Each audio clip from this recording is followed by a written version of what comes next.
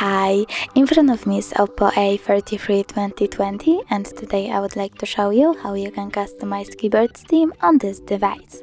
Start by opening settings, then scroll down and tap on additional settings, keyboard and input method and keyboard that you're using, in my case Gboard. Go into theme, tap on the plus sign under my themes. Over here you can pick a photo, pinch it to scale and drag it to move. Then click next. Adjust brightness, tap done, and lastly, click apply. As you can see, theme of my keyboard was successfully customized. Thanks so much for watching. If you enjoyed this video, don't forget to leave a like, comment and subscribe. Bye!